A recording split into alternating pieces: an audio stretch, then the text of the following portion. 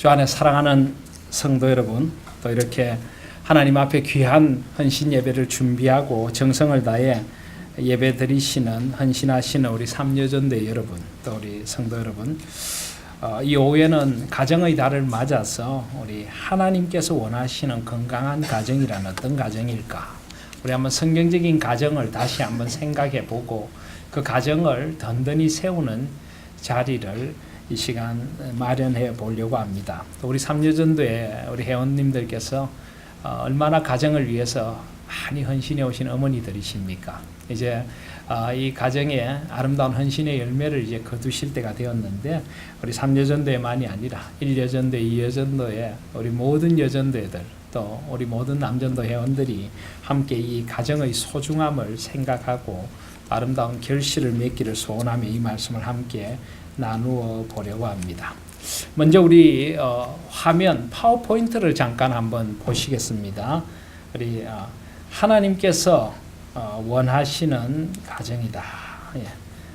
건강한 가정이라고 하는 말씀을 오늘 한번 나누어 보려고 합니다. 여러분 조금 졸리실까 봐 다양한 형태로 오후 예배를 인도하려고 합니다. 잘 보이십니까, 화면이? 네.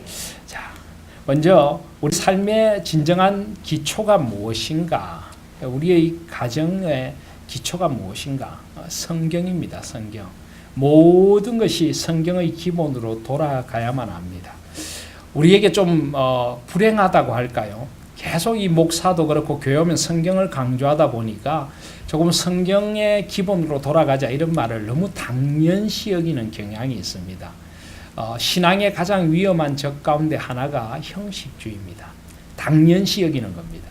기도가 당연한 것이고 예배가 당연한 것이고 말씀이 당연하다고 생각하면 안 됩니다. 오늘 우리 권사님께서도 기도하시고 또 우리 사회 보신 것처럼 헌신할 수 있는 것이 은혜이고 예배 드릴 수 있는 것이 은혜입니다. 아무에게나 주어진 것이 아닙니다. 우리가 주일날 이렇게 나와서 따뜻한 공동체에서 함께 예배할 수 있는 것이 은혜이고 말씀으로 돌아가야 되는 것이 우리의 가장 삶의 기초인 것입니다. 그래서 또 돌아보고 다시 돌아가야 합니다. 그래서 무엇보다 가정의 기초를 이루는 성경의 말씀으로 우리는 돌아가야 하겠다 하는 것입니다. 자, 그 전에 우리의 삶의 기초가 되는 것이 무엇입니까? 우리는 삼위 하나님 안에 살아갑니다. 우리가 믿는 하나님은 어떤 분이십니까? 창조주 성부 하나님, 구원주 성자 하나님, 성화주 성령 하나님이십니다.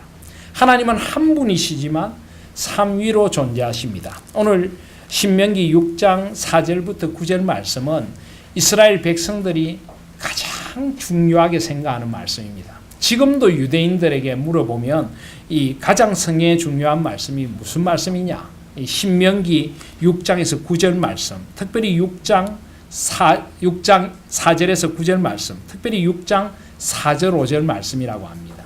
이 신명기 6장 4절 5절 말씀을 일반적으로 뭐라고 한다고요? 쇠마라고. 쇠마. 여러분 들어보셨죠? 쇠마. 이 쇠마가 히브리어인데 들어라.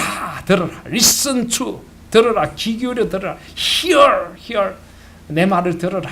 그래서 여기 신명기 6장 4절이 우리 성경에는 이스라엘아 들으라 우리 하나님 여호와는 오직 유일한 여호와시니 이렇게 돼 있는데, 원래 원어로 히브리어로 보면 들으라 이스라엘아, 쇠마 이스라엘. 이게 원래는 이 사람들이 이걸 노래로 부릅니다. 쇠마 이스라엘 아도나이 엘로헤이누.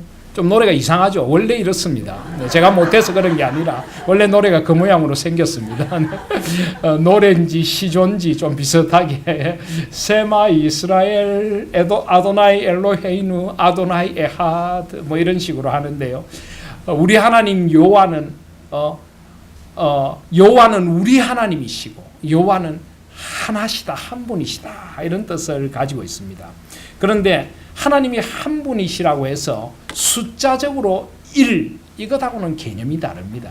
하나님은 물론 한 분이시지만은 온 세상에 충만한 분이시고 하나님은 삼위이시며 일체로 존재하는 분입니다. 그러니까 하나님은 분명히 한 분이신데 삼위로 존재하시는 그런 신비로운 존재의 양식을 가진 분이십니다. 그래서 창조주 성부 하나님, 구원주 성자 예수님, 성화주 성령 하나님, 이 삼위 하나님이 오직 한 분 여호와십니다. 그래서 옛날에는 신명기 6장 4절에 보면 이스라엘아 들으라 우리 하나님 여호와는 오직 한 분이신 여호와시니 하는 것을 요즘은 유일한 여호와시니, 유일하다는 건 한 분이라고 하고는 조금 다르죠.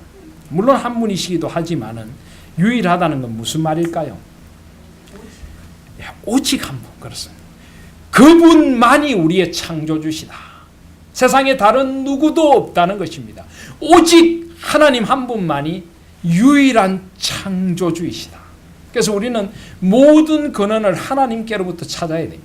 복의 근원도 하나님이시고 우리의 생사화복을 주장하시는 분도 하나님이십니다. 오직 그분만이 우리의 창조주이시다, 이런 뜻입니다. 또 그분이 유일하시다는 건 무엇일까요? 오직 그분만이 우리의 구원이시다.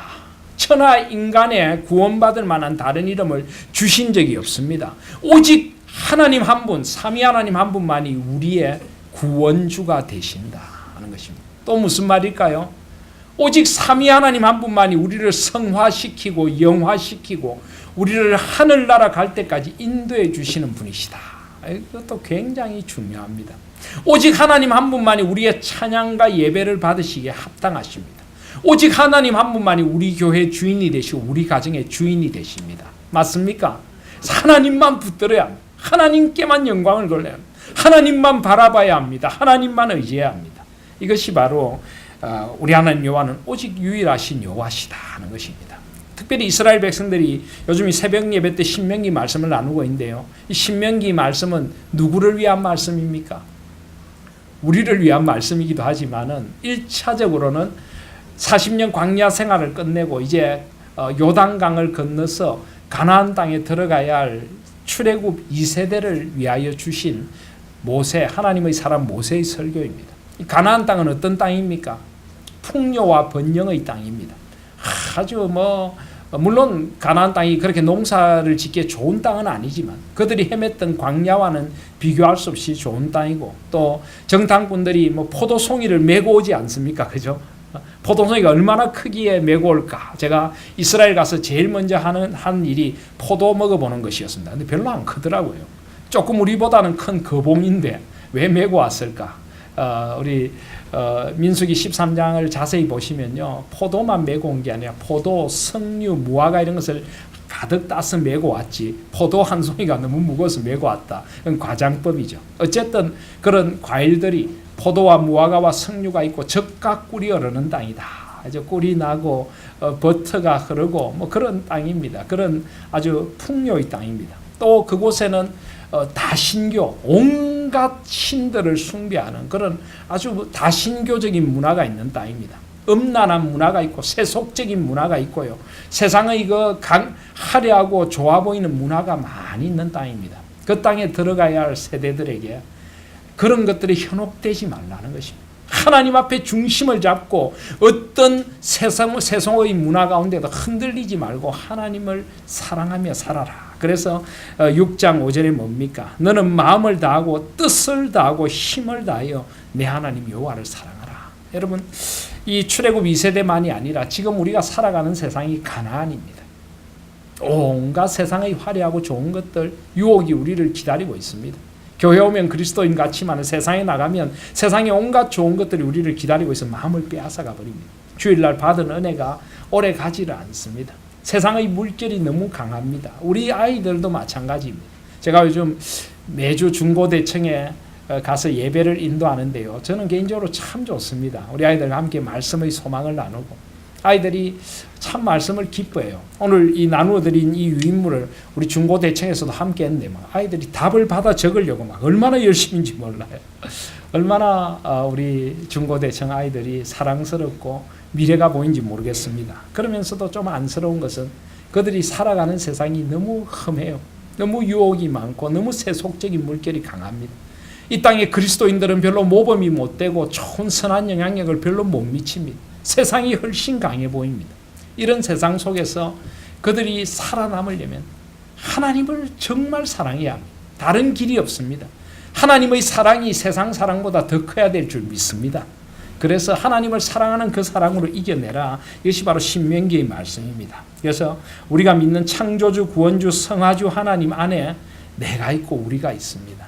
이 삼위 하나님 안에 우리가 둘러싸여 있다는 것. 이것이 바로 신명기 세마의 주제입니다.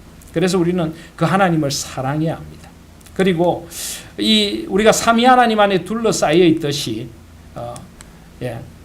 하나님께서 나와 우리를 사랑하십니다. 그리고 또 하나님 나라의 비전도 역시 이런 세 가지를 가지고 이루어집니다. 여러분, 제가 이거 설교 때 여러 번 말씀드린 것 같은데요. 창세기 1장과 2장에 보면은 우리 신앙의 골든 트라이앵글이라고 하는 게 나옵니다. 황금 삼각형이다. 뭡니까? 창세기 1장, 2장에 보시면요. 하나님, 가정, 일터가 있습니다. 하나님께서 창조하신 창세기 1장, 2장에 보면 에덴 동산에서 아담이 하나님과의 깊은 교제를 누립니다. 그리고 하나님께서 하와를 창조하시고 이제 가정을 이루도록 해주십니다. 그리고 에덴 동산은 아담에게 있어서는 거룩한 일터입니다. 하나님이 지으신 동산을 돌보고 동물들의 이름을 지어주고 그 식물들을 돌보는 거룩한 동산지기로 그곳에 살아야 합니다. 이것이 바로 하나님이 꿈꾸셨던 에덴 동산이고 하나님의 나라입니다. 하나님과의 온전한 관계, 하나님이 세워주신 아름답고 건강한 가정, 거룩한 소명으로서의 일, 이 세 가지가 인간에게 온전히 조화를 이룰 때 인간은 가장 만족을 느낍니다. 그리고 우리가 이렇게 살도록 되어 있습니다. 이것 가운데 하나라도 깨어지면은 인간은 그때부터 불안해지고 불행해지기 시작합니다. 하나님과의 관계가 깨어지면요, 신앙적인 관계가 깨어지면, 죄가 들어오면 우리의 마음에 불안이 생깁니다. 죄는 우리의 영혼을 비뚤고 어둡게 만듭니다. 우리 관계를 깨트립니다. 그래서 하나님을 교회라고 해도 좋겠죠. 이 교회 속에서 우리는 아름다운 관계를 누려야 합니다. 이 삼위 하나님의 비전, 그래서 하나님과의 관계를 맺는 것, 주일날 교회 나와 예배드리고 건강한 교회에 소속되어서 말씀을 배우고 하나님 나라의 비전을 가지는 것이 정말 중요합니다. 그리고 건강한 가정, 건강한 관계가 굉장히 중요합니다. 우리 가족들과 함께 하나님의 나라를 꿈꿔야 합니다. 자녀들에게 신앙을 전수해주고 부부간에 사랑하고 존경하고 하나님 안에서 하나가 되는 것이 정말 중요합니다. 우리 가정이 건강해야 인간은 만족을 느낍니다. 그리고 일도 우리가 마지못해 억지로 하는 일이 아니죠. 우리는 하나님의 거룩한 소명으로서 일합니다. 돈 벌기 위해서 하는 것도 아니고요. 어떤 걸 누리기 위해 하는 것도 아닙니다. 하나님이 주신 나의 소명이기에, 돈은 따라오는 것이고요. 나의 소명이기에 하나님 맡겨주신 재능으로 이 땅에 하나님 나라를 위해 일하는 것입니다. 그래서 하나님과 가정과 일터, 이것이 바로 우리 그리스도인의 세 가지 구성 요소이고, 세상 사람들도 이 세 가지 속에 살아가지만은 우리는 삼위 하나님 안에서, 하나님 나라 안에서 이 비전을 세워가야 합니다. 그래서 제가 꿈꾸는 목회도 이런 것입니다. 이 골든 트라이앵글의 목회 비전을 저는 꿈꿉니다. 하나님과 바르고 건강한 관계, 교회가 하나님이 주인 되시는 교회를 우뚝 서고 그리스도인의 가정들을 건강하게 세워가고, 세상 속에서 나가서 내가 일하는 의미, 기독교 크리스찬 직업 윤리라든지 세상의 소명, 소금과 빛 되어서 세상에 하나님 나라를 이루어가는 것, 이 세 가지가 저희 목회의 비전이고 꿈이기도 합니다. 자, 그런 배경 속에서 오늘 이제 여러분 졸리실까봐 오늘은 가로넣기를 해봤습니다. 자, 그래서 하나님의 직접적 계획과 의도에 의해 세워진 신적 기관은 무엇과 무엇이 있습니까? 예? 아까 나왔는데, 예, 교회와 가정입니다. 교회와 가정. 그런데 무엇과 무엇, 교회와 가정하고 순서가 조금 바뀌어야 되겠네요. 뭘까요? 가정과 교회입니다. 교회가 먼저 나올 수도 있고 가정이 먼저 나올 수도 있지만은 하나님께서는 아담과 하와를 창조하시고 남자 여자로 창조하시고 그들이 함께 하나님을 예배하도록 했습니다. 그래서 가정이 우선순위가 되어져야 합니다. 물론 교회도 우선순위지만은 먼저 건강한 가정을 세우고 그 가정들이 모여서 교회를 세워야 합니다. 제가 지난주일 낮에 153 교회의 비전을 이야기했는데요. 153 교회란 것이 꼭 교인이 153명, 150명이 되어야 된다. 꼭 그건 아닙니다. 150 가정, 150 쌍의 건강한 부부 이렇게 되어져도 좋습니다. 그래서 어쨌든 건강한 가정을 먼저 하나님 안에 세워가고 그들이 모여서 건강한 교회를 이루게 됩니다. 그래서 가정이 교회 같은 가정이 돼야 되고 교회가 가정 같은 교회가 되어져야 합니다. 그래서 하나님께서 처음 세우신 신적 기관은 가정과 교회입니다. 이것이 하나님의 의도입니다. 우리 모든 사람은 건강한 가정에 소속되어서 건강한 교회 생활을 영위할 때 행복하다 하는 것입니다. 두 번째로 가정은 인간의 무엇과 무엇의 문제에 대한 삼위 하나님의 근본적인 처방일까요? 무엇일까요? 꼭 정답이 있는 건 아닙니다. 오늘 아까 우리 중고대청에서도 이걸 나누는데 아이들도 다양한 답을 하더라고요. 근데 제가 답을 가르쳤더니 전부 다 우와 그러더라고요. 가정은 인간의 무엇과 무엇에 대한 문제에 대한 삼위 하나님의 근원적인 처방일까요? 가정은 인간의 고독과 사랑의 문제에 대한 삼위 하나님의 근원적인 처방입니다. 인간은 누구나 고독합니다. 그래서 하나님께서 아담이 독처하는 것이 좋지 않아서 홀로 가는 것이 좋지 않아서 하와를 만들어 주셨지 않습니까? 그래서 여러분 고독의 문제를 가정에서 해결해야 합니다. 하나님은 가정을 주셔서 우리가 더 이상 고독하지 않도록 서로 배려하고 존중하고 돕는 배필이 되도록 하셨습니다. 그리고 사랑. 인간은 누구나 사랑받고 싶고 인정받고 싶고 칭찬받고 싶습니다. 가정은 사랑의 문제에 대한 삼위 하나님의 처방이 되어져야 합니다. 참된 사랑을 경험하고 진정한 사랑을 나누고 사랑이 무엇인가를 배우고 우리가 진정으로 이 땅에서 사랑해야 할 대상을 발견하는 곳이 가정입니다. 그래서 고독과 사랑의 문제에 대한 삼위 하나님의 근원적인 처방이 가정입니다. 그래서 가정에서 이런 부분들이 아름답게 채워져야만 하는 것입니다. 자, 세 번째로 그리스도인의 가정에는 주님 안에서 누리는 진정한 무엇이 있을까요? 평화와 행복. 맞습니다. 은혜와 평강. 전부 답이 맞네요. 예, 그렇죠. 평화와 행복. 평화와 행복이라고 대답하신 권사님들에게는 평화와 행복이 있는가 봅니다. 은혜와 평강이라고 대답하신 권사님들에게는 은혜와 평강이 있고요. 다 답이 맞습니다. 근데 제가 생각해 본 답은 치유와 안식입니다. 가정에서 치유 힐링이 일어나야 됩니다. 가정은 세상에 찢기고 아픈 상처들이 치유되는 곳이 돼야 됩니다. 그런데 어떤 가정에는 가정에 가서 더 상처를 받기도 하죠. 예, 물론 우리가 인간인지라 서로에게 상처를 줄 수도 있지 않은. 그래서 우리가 서로 배려해야 합니다. 배려하고 서로의 상처를 안아주고 상처를 치유받는 치유의 공간이 되어야 합니다. 그리고 가정에는 참된 안식이 있어야 합니다. 세상은 좀 불편하고 힘들지만 집에 가면 편안해야 됩니다. 마음을 다 내려놓고 무장해제하고 쉴 수 있는 곳이 가정이 되어져야 합니다. 서로에게 이런 배려를 해야 합니다. 나의 가정에는 치유와 안식이 있습니까? 홈 스윗 홈. 즐거운 곳에서는 날 오라 하여도 내 쉴 곳은 오직 내 집, 집 내 집뿐일세. 홈 스윗 홈. 여러분 그 홈 스윗 홈을 지은 그 작사가가 평생 가정이 없이 떠돌았던 사람이란 걸 아십니까?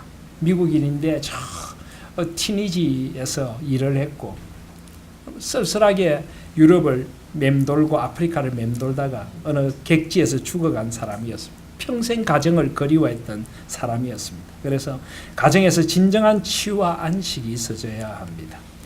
네 번째로 그리스도인의 신앙적, 영적, 영성 무엇과 무엇의 토대가 되는 곳은 가정입니다. 뭘까요? 예? 신앙적, 영적 여러 가지 답이 있겠습니다만 제가 생각한 답은 훈련과 성장 또는 성숙의 토대가 되는 곳이 가정이 되어져야 합니다. 영성 훈련, 우리 기도를 배우고 가정 예배를 배우고 말씀을 배우고 그리스도인은 어떻게 살아야 되는지 이런 진정한 영성 훈련이 가정에서부터 이루어져야 합니다. 우리 자녀들에게 전수해야 하고 부부간의 영적인 도전이 되어져야 합니다. 그리고 영적으로 성숙해지는 곳이 가정이 되어져야 합니다. 가정에서 내가 영적으로 자라가고 하나님을 더 깊이 알아가고 부모님의 모습에서 가르침에서 우리는 훈련과 성숙의 토대를 쌓는 곳이 가정이 되어져야 합니다. 여러분, 가정은 이런 가정이 맞습니까? 영성 훈련이 잘 되고 있습니까? 안 되고 있습니까? 영적으로 성숙해지는 가정입니까? 진정한 부부, 진정한 부모와 자녀는 영적으로 성숙시켜주는 부부가 되어져야 합니다. 마지막으로 가정은 하나님의 백성들의 성공적 무엇과 무엇의 전제 조건을 형성하는 장일까요? 성공적 삶 그리고 승리의 전제 조건을 형성하는 장이 되어줘야 합니다. 성공이라는 표현이 조금 조심스러운데요. 우리 그리스도인은 세상의 성공을 바라는 사람들이 아니죠. 형통을 바라는 사람이죠. 그래서 우리 교회 복도에도 그런 게 붙어 있지 않습니까? Not success, but service. 성공이 아니라 섬김입니다. 서서평이 한 말인데요. 그런 의미의 세속적인 성공이 아니라 인생을 잘 산다. 하나님 앞에서 형통을 누린다. 그런 성공을 말합니다. 우리가 진정으로 성공하려면 그리고 진정으로 세상에서 승리하려면 가정에서부터 힘을 얻어야 합니다. 그리고 설사 우리가 세상에서 실패한다 하더라도 역경을 딛고 일어설 힘은 가정에서 나옵니다. 가정은 실패한 가족들을 위로해 주는 곳이 돼야 되고요. 소망을 불어넣어주고 격려하고 용기를 불어넣어줘서 다시 일어서도록 하는 곳이 되어져야 될 줄 믿습니다. 그래서 성공적인 삶과 승리의 전제 조건을 형성하는 장이 가정이 되어져야 될 줄 믿습니다. 5가지 다 쓰셨습니까? 네. 동의하십니까? 우리 가정은 이런 곳이 되어져야 하고 이것이 바로 성경적인 가정입니다. 자, 그런데 그 다음 화면에 보시면은 이제 이 파워포인트 말고 여러분 나눠드린 유인물을 보시면 3가지 유형의 가정이 나옵니다. 이건 제가 작년에 설교 때도 한번 언급을 한 적이 있는데요. 풀러 신학교의 가정사회학 교수인 잭 벌스위 교수라고 하는 사람이 이 땅의 모든 가정은 3가지 형태의 가정으로 나눌 수 있다고 했습니다. 하나는 무엇이냐면 전통적인 가정입니다. Traditional family. 굉장히 가부장적인 우리의 전통적인 가정을 생각하시면 되겠습니다. 또 하나의 가정은 현대적인 가정입니다. 요즘 21세기 포스트 모더니즘 후기 현대주의에 해체된 가정, 붕괴된 가정을 말합니다. 그런데 그 가운데 성경적인 가정이 있습니다. 성경적인 가정은 이 둘 사이의 균형을 잡고 있는 것입니다. 자, 전통적인 가정은 어떤 가정일까요? 가부장적인 권위를 가진 가정입니다. 아버지가 가정의 모든 것을 쥐고 아버지 마음대로 아버지 하고 싶은 대로 하는 가정, 이런 것을 우리는 가부장적인 남성의 권위, 남성 중심의 가정이라고 합니다. 그런데 여러분 그렇다고 우리 집은 아버지가 아닌데 우리 집은 엄마가 최고 힘이 있는데 엄마가 큰 소리 안 내면 막 아빠도 슬슬 기고 아이들이 기는데 우린 전통적인 가정이 아닌가 보다. 그런 가정도 전통적인 가정입니다. 누군가가 한 사람의 목소리가 가정을 지배하는 가정은 전통적인 가정입니다. 요즘은 주로 아빠가 아니라 어머니죠, 그죠? 가부장적인 권위가 아니라 가모장적인 권위가 예, 아빠들도 별로 힘이 없죠. 특별히 50세 이상이 되면은 점점 남성들의 힘이 떨어지게 됩니다. 그리고 퇴직을 하고 나면 아내가 국만 한 솥 끓이면 남자들은 눈치를 보게 되는 이런 권위가 여성으로 옮겨가는, 그래서 남성의 권위가 아니라 여성 중심의 가정이 될 수도 있습니다. 어쨌든 그런 가정을 우리는 전통적인 가정이라고 합니다. 이런 가부장적인 가정의 문제가 무엇일까요? 이것은 잘못된 권위입니다. 아버지가 권위를 지니는 것이 무엇입니까? 아버지란 이름, 경제력을 쥐고 있다. 이것밖에 없습니다. 이런 전통적인 가부장적인 권위에 가족들이 잘 순종하지 않습니다. 특별히 자녀들이 반발심을 가집니다. 아빠는 왜 아빠 마음대로 해? 부부간에도 갈등이 일어날 수가 있습니다. 이런 것은 성경적인 가정의 형태가 아닙니다. 전통적인 가정에는 그래서 밑에 헌신을 보시면요, 제도적인 헌신, 법률적인 사회관습 중심의 헌신이라고 하는데 이것은 진정한 마음에서 우러나는 게 아니라 아빠가 무서워서, 아빠 경제력을 쥐고 있으니까 큰 소리 하니까 어쩔 수 없이 눈치를 보면서 헌신을 하게 되는, 그래서 이것은 진정에서 우러난 그런 자유가 있는 가정이 아니고 아주 통제된 그런 아주 경직된 조직의 가정입니다.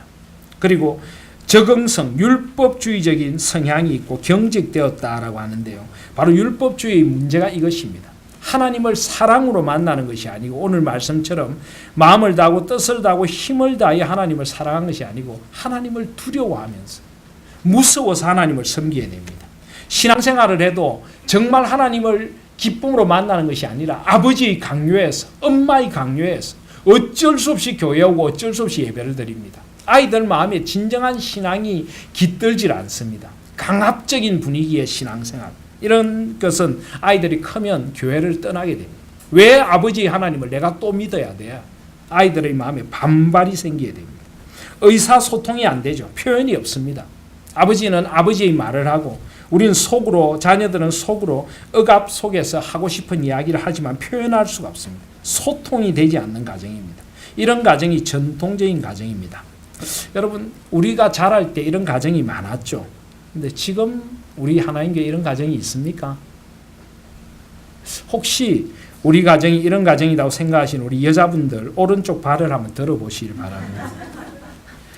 우리 가정이 여성에 의해서 지배되는 가정이다. 우리 남자분들은 특별히 잘못 들었다가 또 괜히 보이면 큰일 나니까 왼쪽 발가락, 엄지발가락을 한번 들어보시길 바랍니다. 이런 가정은 없으리라고 생각합니다. 그런가 하면 현대적 가정이 있습니다. 모던 패밀리라고 하는데요. 현대적 가정은 한마디로 사사시대 같은 가정입니다. 아무런 권위가 없습니다. 자기중심적인 가정입니다. 특별히 이 21세기에 자녀들을 우리가 적게 낳게 되면서 이 자녀들이 우상이 되죠. 그죠? 자녀들이 큰 소리, 그러니까 뭐 아이들을 야단치지도 않고, 식당에 와서 아이들이 어떻게 뛰어놀아도 아이들 그냥 놔두고, 이 권위가 없고 질서가 없습니다. 자기 하고 싶은 말을 합니다. 가정 안에 통일성이란 것이 전혀 존재하지 않습니다. 이런 가정은 실용적인 헌신하고 자기의지 중심입니다. 그러니까 내한테 필요하니까 내한테 필요한 대로만 헌신하고, 내가 유익하고 내가 이익이 되는 일들만 헌신합니다. 이것은 희생적인 헌신이 잘 없습니다. 물론 이런 가정은 우리 교회나 지금 우리 세대에는 잘 없겠지만은 점점 이런 가정이 젊은이들 사이에서 많아져 가고 있습니다. 무율법주의적입니다. 아무런 질서가 없고 혼돈밖에 없습니다.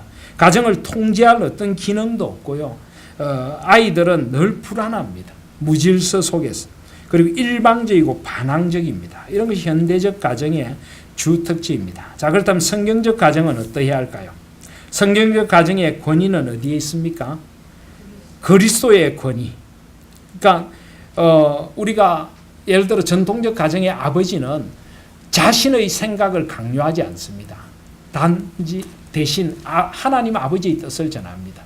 하나님께서 우리 가정이 하나님 앞에 함께 예배하고 함께 하나님께 나아가기를 원해. 하나님의 뜻을 우리가 함께 이루어가자.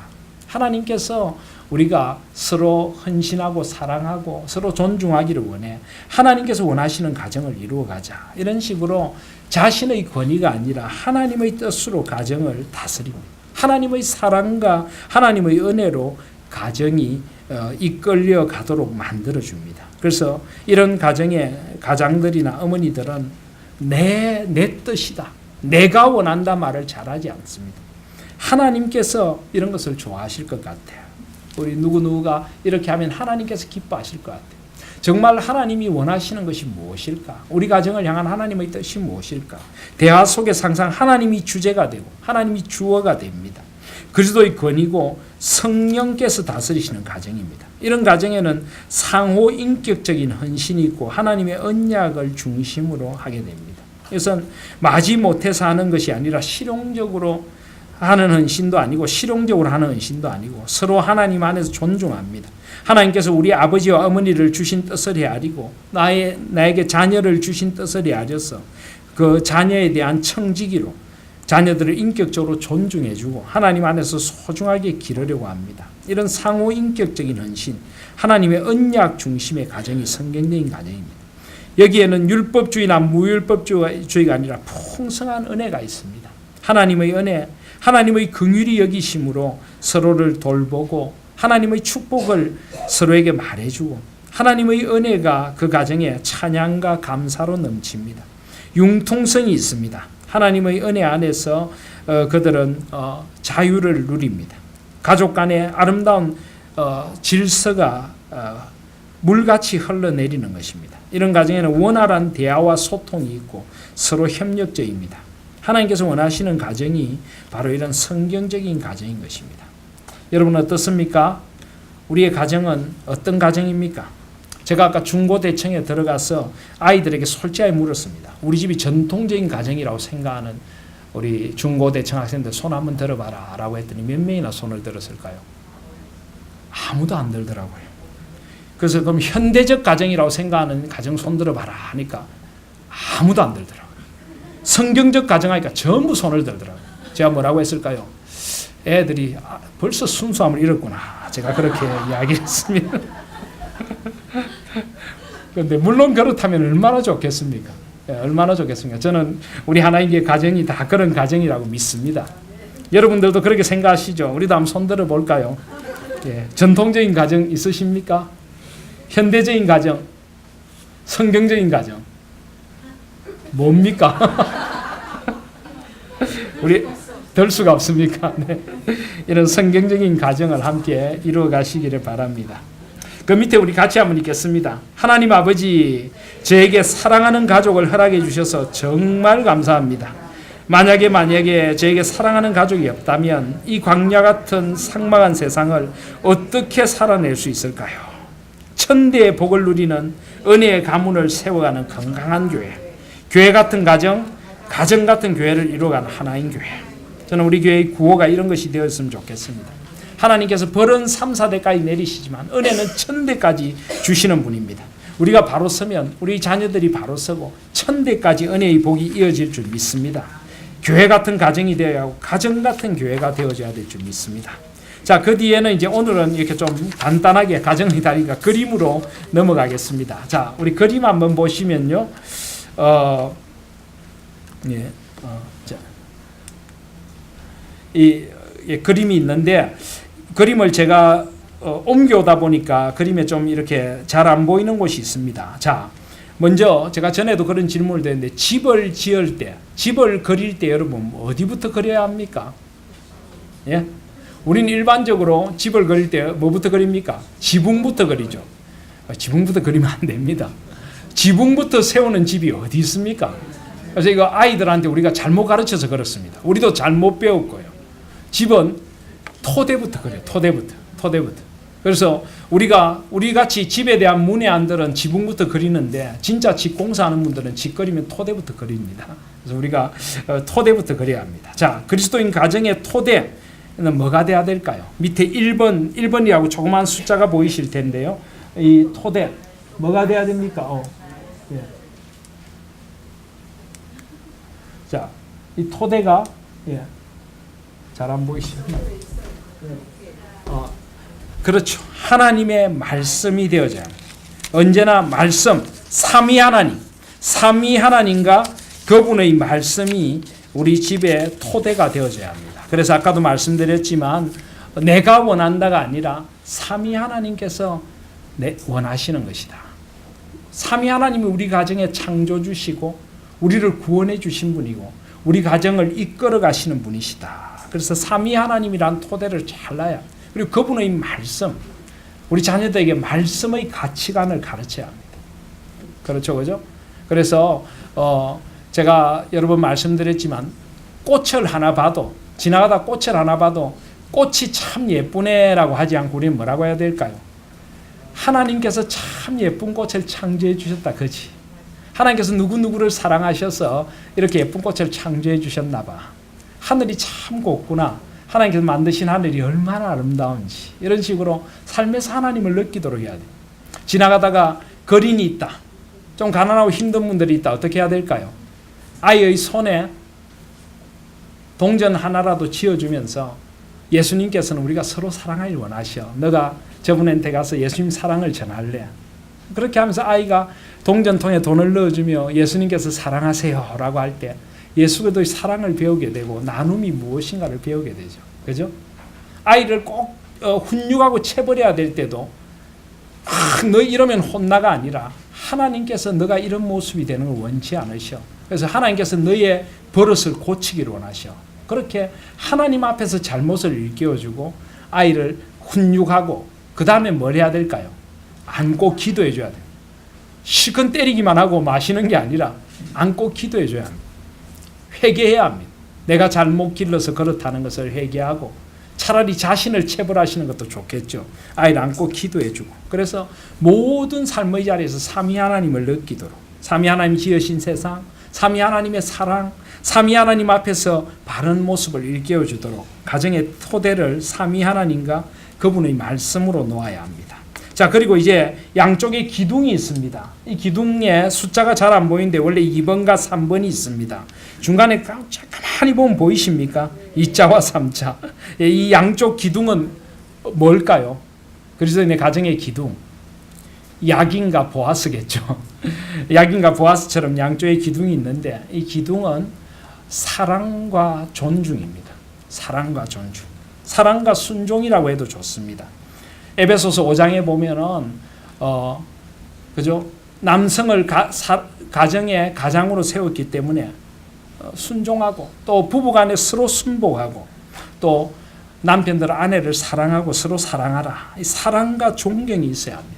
이 사랑과 존경이라는 기둥이 함께 있을 때 그 가정이 단단하게 서갑니다. 정말 사랑해야 합니다. 고린도서 13장의 사랑처럼 오래 참고 상대의 입장을 먼저 헤아려주고 배려해주고 그러기 위해서는 존중하는 존경도 있어야 합니다. 여러분 가정에서 가능하면 부부간에도 저는 존대어를 쓰는 게 좋다고 생각합니다. 존중해주고 또 부부간에 존대어를 쓰는 것이 좋은 것이 자녀들이 또 존중하는 법을 배웁니다. 말을 쉽게 하다 보면 자녀들 앞에서도 함부로 하게 되거든요. 뭐 저희 가정도 부부간에 존대어를 쓰는데요. 저희 아이가 아주 어릴 때 그 부모인 저희들에게 확 존대어를 쓰니까 아이들 학교 모임에 갔더니 또 저희 늦둥이를 조금 저희들이 한 10년 이상 늦게 봤지 않습니까? 아빠들이 저보다 한 10년 이상 젊은데 저희 아이가 저한테 존대어를 쓰니까 굉장히 신기한 눈빛으로 다른 아빠들이 보더라고요. 어떻게 쟤는 선생님한테 존대어를 씁니까? 그래서 제가 그랬습니다. 우리는 집에서 부부간에도 존대어를 씁니다. 그러니까 그렇습니까? 이렇게 이야기를 하던데 부부간에 존중해주고 존경해주고 그것이 얼마나 좋은지 모릅니다. 뭐 꼭 말이 존대어가 아닐지라도 진심으로 우러난 존경. 남편이 아내를 소중히 여길 때 자녀들이 엄마를 소중히 여깁니다. 아내가 남편을 소중히 여길 때 자녀들이 아빠를 소중히 여깁니다. 그래서 사랑과 존경이 가정의 두 기둥이 되어져야 될 것입니다. 자, 4번, 5번은 뭘까요? 창문입니다. 창문. 가정에는 어떤 창문이 있어야 될까요? 소통과 이해 또는 소통과 용서라고 생각할 수 있습니다. 이해와 용서라고 해도 좋겠습니다. 뭐 어떻게 쓰셔도 좋겠는데요.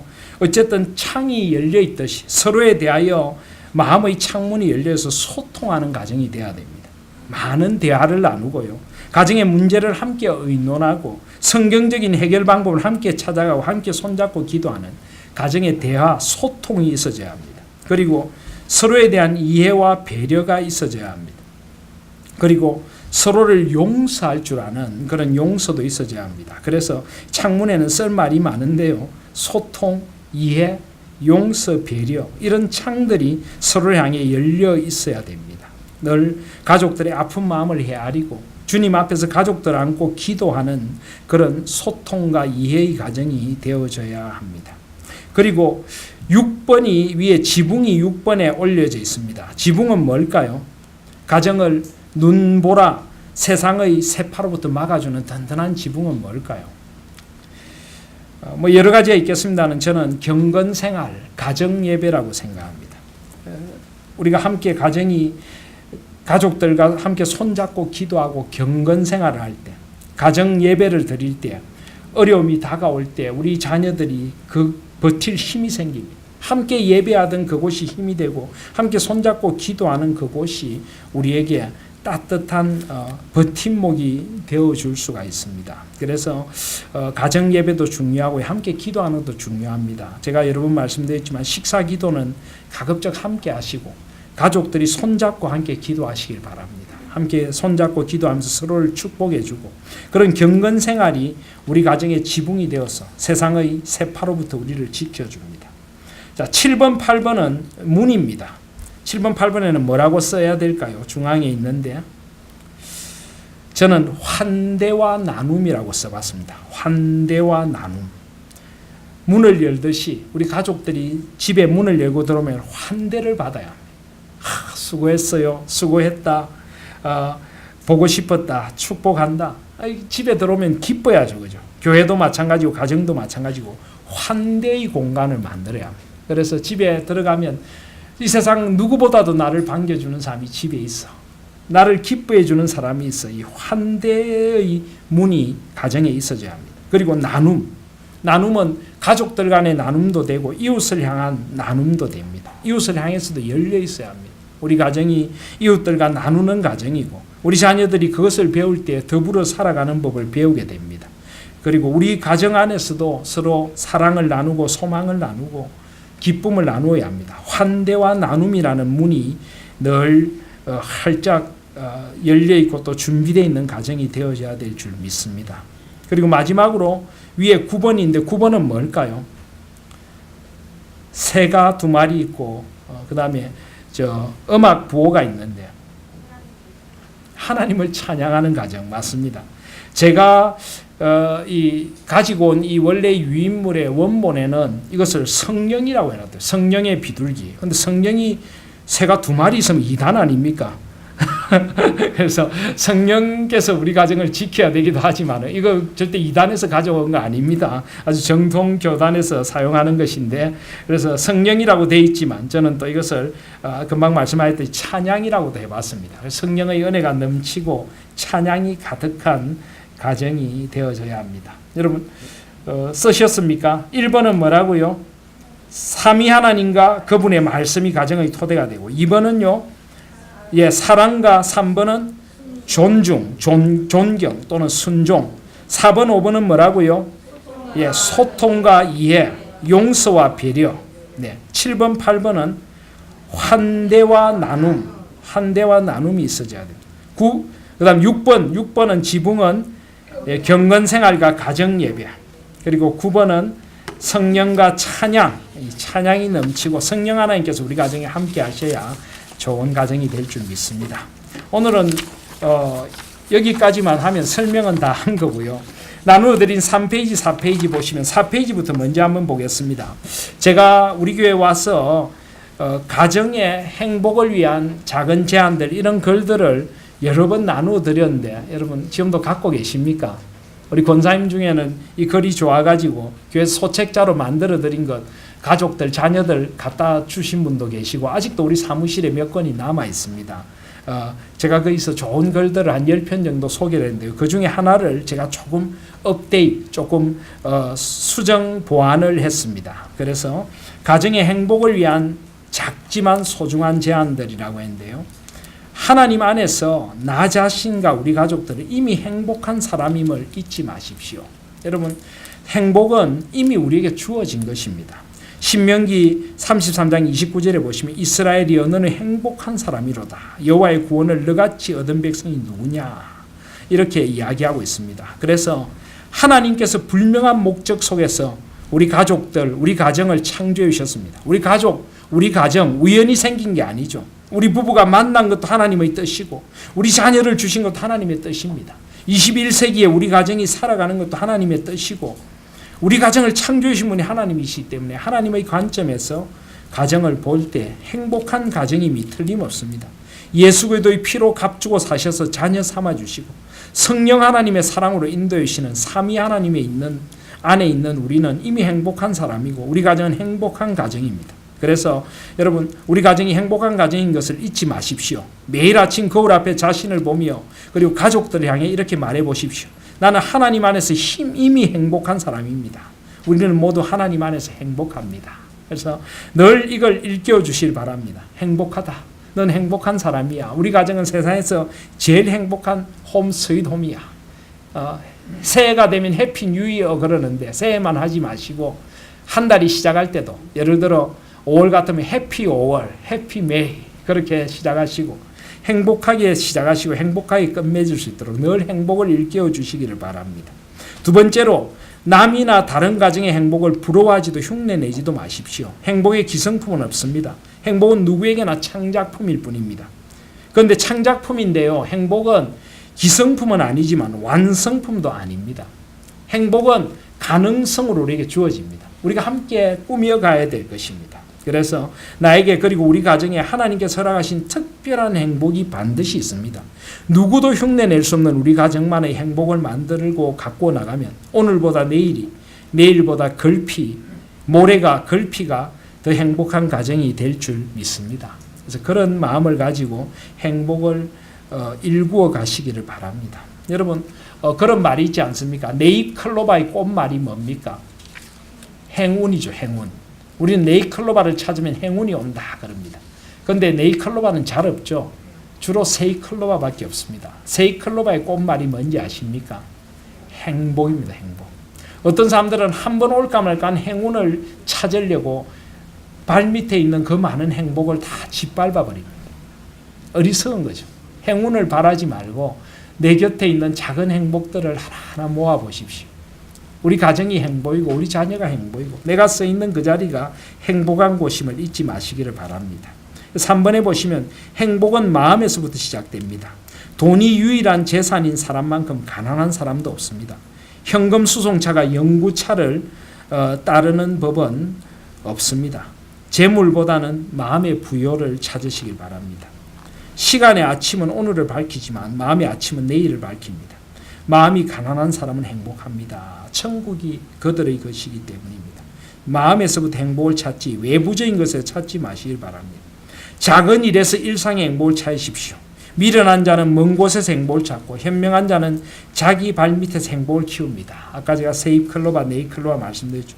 부부 혹은 가족들이 함께 차를 마시며 나누는 정겨운 대화, 가족들이 둘러앉아 삶의 작은 소망들을 나누고 축복해주는 시간, 함께 손잡고 걷는 오솔길 등 일상의 작은 행복들을 찾아보십시오. 적은 일에 충성하였으며 많은 것을 내게 맡기리라 말씀하셨습니다. 그리고 5번째로 화목 운동으로 가정의 화목과 행복을 만드십시오. 화요일과 목요일은 가정의 날로 정해둡시다. 왜 화요일과 목요일일까요? 수요일은 수요예배 드려야 되고 금요일은 금요기도에 구역예배 해야 되고 물론 교회 일도 해야 되지만은 또 우리가 바쁜 일들도 있는데 특별히 화요일 목요일은 가정의 날로 정해둡시오. 요즘은 또 수요일이 가정의 날이 되고 그죠? 그래서 직장도 빨리 마치고 영화도 할인하고 한다는데 수요예배를 못 드리게 하려는 전략이 아닐까. 그래서 뭐 수요일도 물론 좋겠습니다. 일찍 마치고 가족들과 식사하고 같이 손잡고 교회 오는 것도 좋겠습니다. 화요일과 목요일은 가정의 날로 정해두시고 두 날만큼은 가족들이 함께하는 행복한 저녁 식탁, 가족 회의 등으로 우리 가족만의 소중하고 아름다운 시간을 갖고 보십시오. 마른 떡 한 조각만 있고도 화목하는 것이 제육이 집에 가득하고도 다툰 것보다 나으니라. 특별히 우리 한국의 자녀들은 참 솔직히 불쌍합니다. 저녁이 없죠. 저녁이. 죄송한 말씀입니다만은 우리가 열심히 살아오고 노력하고 수고한 것에 대해서는 박수를 보내야 하지만은 저녁을 빼앗기 버리는 것이 우리나라가 가난하고 힘들 때는 어쩔 수 없었다고 하지만 이제는 문화가 되어버렸습니다. 제가 외국에 생활하면서 제일 놀란 것이 저녁이 있다. 대부분의 외국은 다 그래요. 저녁에 일하는 사람 없습니다. 5시, 6시 되면 전부 집에 들어옵니다. 밤 문화라는 게 없어요. 밤 문화라는 게. 저녁에 뭐 식사하고 술 마시고 돌아다니고 이런 사람을 거의 찾아볼 수가 없습니다. 제가 있었던 남아공뿐만이 아니라 뭐 유럽이나 뭐 미국이나 다 비슷비슷합니다. 그렇게 저녁이 있습니다. 저녁은 가족을 위한 시간이고 하나님께 주신 안식의 시간인데 우리 한국에는 저녁에 집에 있으면 이상한 가정처럼 되어버렸어요. 아이들도 너무 바쁩니다. 학원으로 어디로 쫓기다가 밤 11시, 12시 돼야 돌아옵니다. 무엇 하자고 우리가 그렇게 열심히 일합니까? 가족들 돌보고 자녀들 키우자고 그러는데 자녀들 한번 얼굴도 못 보고 대화도 한번 못하고 그렇게 자라다가 떠나가 버립니다. 빈둥지만 남습니다. 참 어떻게 보면 이 한국에서 우리가 산다는 것이 그런 의미에 참 마음이 아픕니다. 사회가 이러다 보니까 어쩔 수도 없는 형편이긴 한데요.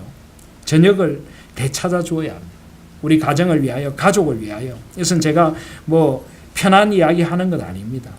그것은 하나님께 지으신 창조 질서고 우리가 정말 저녁까지도 다 희생해야 될 만큼 그 정도로 바쁜 것인가? 무엇을 위해 바쁜 것인가? 조금 적게 가지더라도 진정한 행복을 찾아야 되지 않나 이런 생각이 듭니다. 물론 지금 사회 현상상 어쩔 수 없는 것을 저도 압니다마는 그런 안타까움이 있습니다. 6번째로 가족 추억의 박물관, 행복 박물관을 만드십시오. 젊어서는 꿈을, 나이 들어서는 추억을 먹고 산다는 말이 있습니다. 박물관이라 해서 거창할 필요가 없습니다. 가족들의 성장사, 부모님과 자녀들의 각종 표창표나 상장, 가족 사진들, 가족 신앙의 발자취, 손때 묻은 성경과 기도 수첩 등 기념이 될 만한 물품들을 집안의 한 곳에 전시해 보십시다. 행복의 보고가 따로 없습니다. 오직 나와 내 집은 여호와를 섬기겠노라.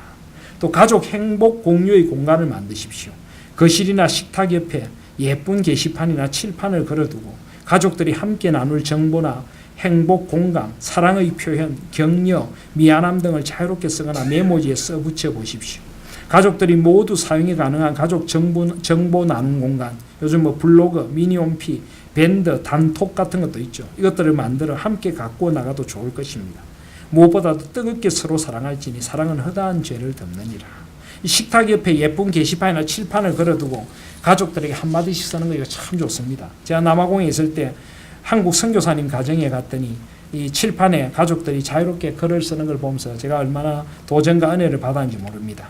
사모님 성함이 조금 특이한데 선교사님께서 사모님 이름을 크게 써놓고 누구 사랑해 이런 걸 보고 우리가 얼마나 웃었는지 모릅니다.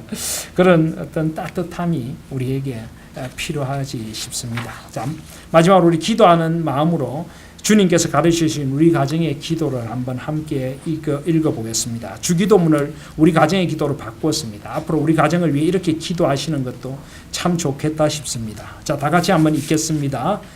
하늘에 계신 우리 아버지, 우리 가정의 아버지시여, 아버지의 이름이 우리 가정을 통하여 거룩히 여김을 받으시기 원합니다.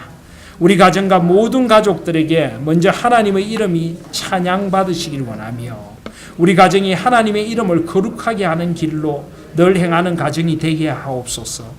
하나님의 나라가 우리 가정에서부터 이루어지기를 원합니다.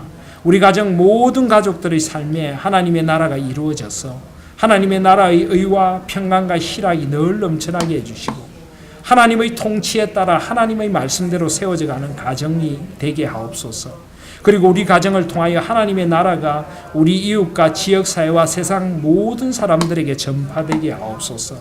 하나님의 뜻이 하늘에서 이루어진 것 같이 우리 가정을 통하여도 이루어지기를 원합니다.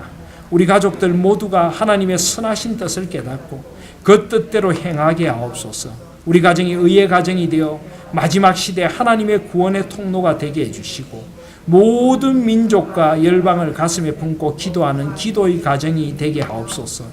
우리 가정에 오늘도 필요한 것들을 공급해 주시길 원합니다. 우리 가정에 건강함과 풍성하신 은혜를 더해 주시되 하나님의 크신 뜻을 따라 모든 것을 선하게 사용하는 지혜로운 가정이 되어 하나님의 은총을 많은 이들에게 베풀며 살아가는 가정이 되게 하시고 주신 모든 것들로 감사드릴 줄 아는 자족의 은혜가 넘치는 가정이 되게 하옵소서. 하나님께서 우리 가족들의 모든 죄와 허물을 용서해 주신 것처럼 이제 우리들도 우리들에게 상처를 주고 힘들게 했던 이들을 주님의 사랑으로 용서하고 언제 어디서나 주님의 하나 되게 하신 것을 힘써 지키는 사랑의 가정이 되기를 원합니다.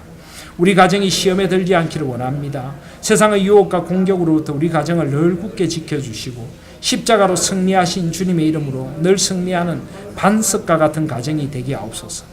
우리 가정을 악에서 보호해 주시기를 원합니다. 우린 연약하오니 악에 대항할 힘과 능력을 주시고 하나님의 법도를 사랑하고 그 길을 따라가는 말씀의 가정이 되게 하옵소서. 우리 가정의 모든 가족들이 경건과 거룩함의 길을 늘 걷게 해주시고 하나님께서 함께 하시는 증거의 열매가 가득한 가정이 되게 하옵소서.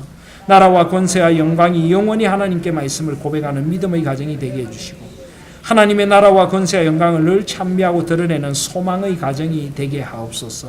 우리 가정의 구주가 되시는 주 예수 그리스도의 이름으로 기도드립니다. 아멘. 이 기도를 우리의 기도로 드리시고 오늘 말씀처럼 하나님의 마음을 우리의 자녀들 마음에 새겨 주어서 우리의 출입을 지키시는 하나님 앞에서 하나님 앞에 아름다운 가정을 이루시는 복된 저와 여러분들 되시기를 주님의 이름으로 축복드립니다.